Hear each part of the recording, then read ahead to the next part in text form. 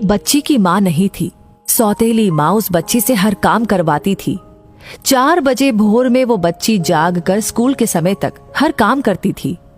उसके बाद स्कूल जाती थी। सौतेली माँ अपने बच्चे को टिफिन देती थी, लेकिन उस बच्ची को टिफिन भी नहीं देती थी।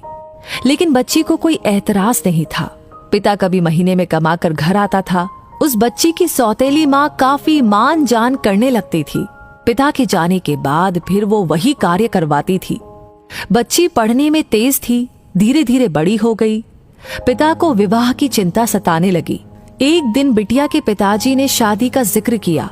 सौतेली माँ ने कहा कि हमारे रिश्ते में एक लड़का है, दहेज भी नहीं लेगा, थोड़ा गरीब है, परिवार ठीक ठाक है। लड़की चूंकि पढ़ना चाह रही थी, लेकिन जबरदस्ती मंदिर में विवाह करके उसे उसके ससुराल भेज दिया गया। लड़की जब ससुराल गई तो उसने अपनी बदनसीब किस्मत सोचकर कुछ भी नहीं कहा। लेकिन लड़के ने कहा कि आप बुरा ना मानो तो एक बात कहूं।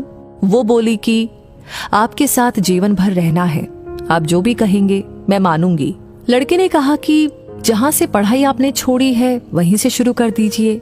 हम गरीब जरूर हैं, लेकिन गवार नहीं है।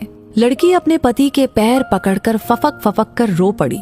लड़का दिन रात मेहनत करने लगा। लड़की दिन रात पढ़ाई में मन लगा रही थी। लड़की एक बड़े शहर में रहकर के आईएएस की तैयारी करने लगी और लड़का कमा कमा कर पैसा देने चला जाता था। लड़कियों के हॉस्टल के बाहर मिलकर के पैसा दे देता था और फिर वापस से घर आता था। लड़की आईएएस में सिलेक्ट हो गई। वो आईएएस की ट्रेनिंग पर चली गई और किसी दूसरे प्रदेश में डीएम बन गई। संयोग से लड़का पता लगाकर जब वहां पहुंचा तो लड़की की सारी व्यवस्था देख करके लड़का खुद शर्मिंदगी खाने लगा और उसने मन बना लिया कि मैं खुद इसकी जिंदगी से दूर हो जाऊंगा। लड़की की माँ की तबीयत खराब थी। लड़का हफ्ते भर से मिलने के लिए प्रयास कर रहा था, लेकिन कोई मिलने नहीं दे रहा था। ठंड का मौसम था। डीएम साहिबा का कंबल वितरण का होर्डिंग लगा था। वो सवेरे से लाइन लगाकर खड़ा हो गया, जिसमें 5 गरीब चुने गए। उसमें वो लड़का भी था। डीएम साहिबा गाड़ी से उतरी और एक एक करके कंबल देना शुरू किया। जब 5वें आदमी को कंबल देने की बारी आई, वो लड़का अपना मुंह तौलिए से बांधे खड़ा हो गया। डीएम साहिबा जैसे ही कंबल हाथ में दे रही थी, लड़के की आंखें नम हो गई और धीरे से बोला कि डीएम साहिबा, हमारी माँ की तबीयत खराब है, माँ को यहीं लाया हूँ। आप सरकारी अस्पताल में फोन कर दीजिए जिससे मेरी माँ का सही इलाज हो सके। डीएम साहिबा आवाज को पहचान गई और हाथ पकड़कर फफक कर रो पड़ी और बोली कि आप कब आए, मुझे बताया क्यों नहीं, माँ जी कहाँ है? उसने इशारा किया। इतने में वो खुद चल दी। अपनी गाड़ी में सबको बैठाया, अपने घर ले गई और सबके लिए ठंड के कपड़े खरीदे।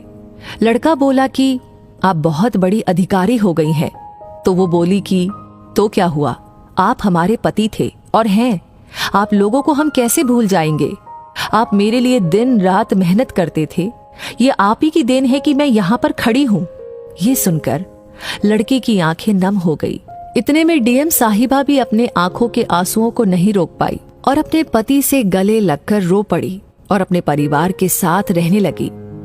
कहानी का तात्पर्य ये है कि बहू को भी पढ़ाकर डॉक्टर, इंजीनियर, एसडीएम, डीएम आदि आप बना सकते हैं। वैसे ये कहानी सुनकर के पहला ख्याल आपके दिमाग में क्या आया? आप क्या कहना चाहते हैं? आपकी क्या राय है? कमेंट सेक्शन में लिख करके जरूर शेयर करें। और ऑलरेडी आपने लाइक कर दिया है तो इस वीडियो को ज्यादा से ज्यादा लोगों तक पहुंचाए, ताकि इसकी इम्पोर्टेंस पता चले कि पढ़ना क्यों जरूरी है। और हाँ, हमेशा ऐसी वीडियोस आपको समय समय पर